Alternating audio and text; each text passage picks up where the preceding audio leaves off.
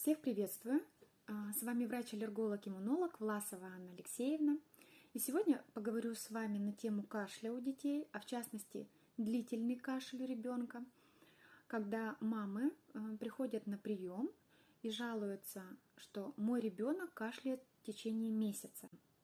Таких ситуаций на приеме аллерголога очень много, и давайте вместе разберем этого ребенка и поймем, действительно аллергический ли это кашель.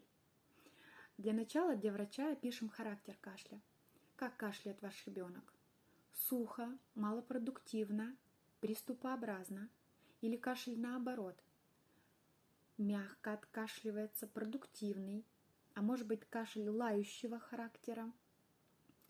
Или может быть кашель коклюшный, когда кашлевые толчки идут друг за другом и заканчиваются репризами. Поступление воздуха на вдохе через спазмированную щель. Или кашель может быть коклюшеподобный, то есть когда кашлевые толчки идут друг за другом, но здесь нет реприз. И часто такой кашель характерен для вирусных инфекций по типу парагриппа, РС-вируса, аденовируса. Также инородные тела могут давать коклюшеподобный кашель. Ну и реже всего это муковисцидоз. Давайте теперь опишем частоту кашля.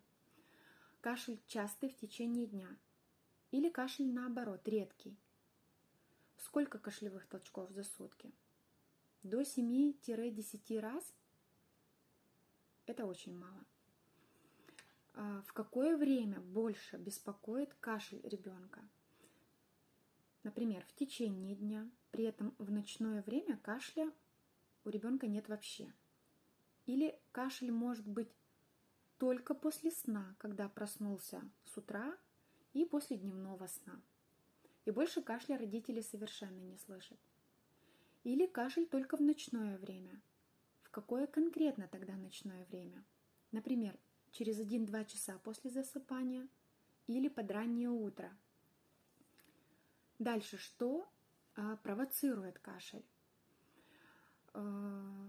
Физнагрузка, например.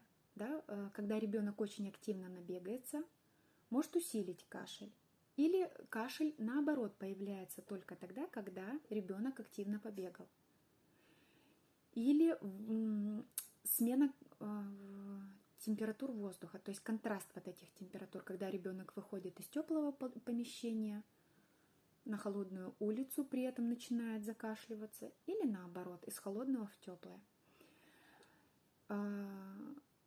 Большинство таких детей при заходе в кабинет, они кашляют прям продуктивно, влажно откашливают.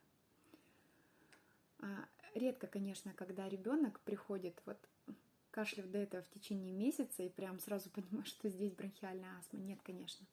В основном это все постинфекционное состояние.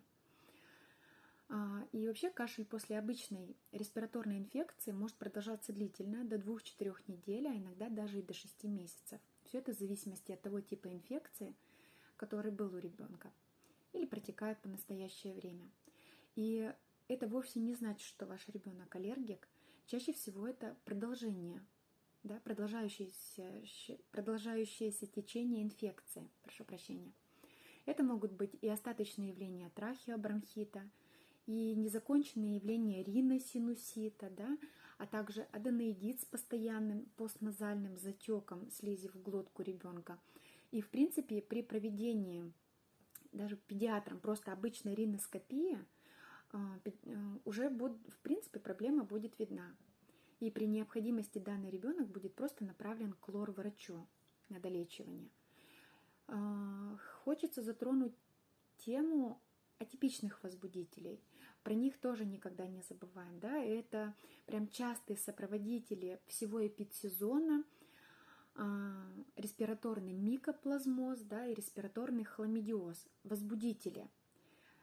Микоплазма пневма, хламидия пневма. Точно так же очень часто, да,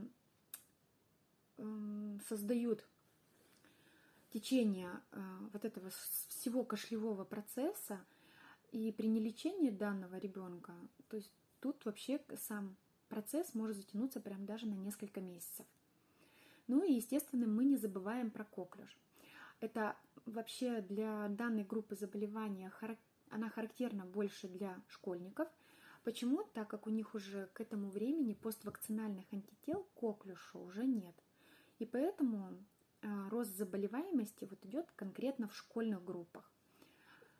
И значительно реже, прям значительно реже, причиной кашля может быть явление рефлюкса. Это когда идет заброс желудочного содержимого в дыхательные пути, и тем самым провоцируется кашель.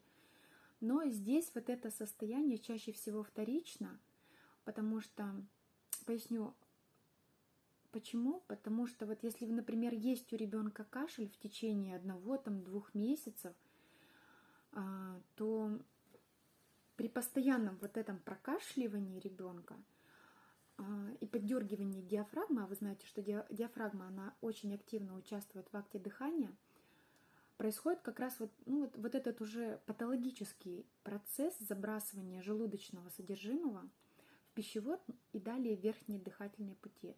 И, соответственно, здесь идет просто как замкнутый круг. Кашель, да, вызывает рефлюкс, рефлюкс вызывает кашель.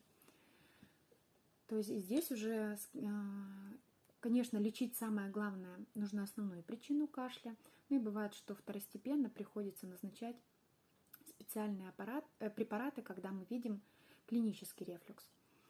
И поэтому, мои хорошие, большинство таких деточек, они часто не задерживаются у аллерголога на динамическом наблюдении. И разбирая вот кашель прям по полочкам и при необходимости обследуя ребеночка, мы чаще всего кашель этот купируем, инфекция уходит, ну и пациент больше не возвращается к аллергологу.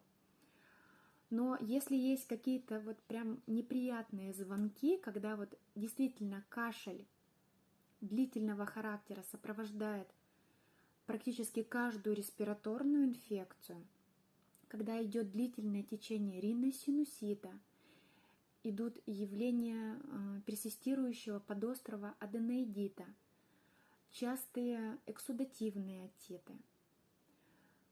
Если каждый раз респираторная инфекция вызывает обструкцию бронхов, вот здесь, конечно, это пациент аллерголога, здесь мы проводим исследование, в том числе и аллергологическое, и такой ребенок требует определенной базисной терапии. Ну, в принципе, у меня, наверное, все. Я думаю, что вы каждый сталкивались с такими ситуациями у своего ребеночка. В комментариях можете написать, как вы боролись с таким затяжным кашлем. Если есть какие-то вопросы, с удовольствием на них отвечу. Всего вам доброго, берегите себя и своих детенышей. До новых встреч. До свидания.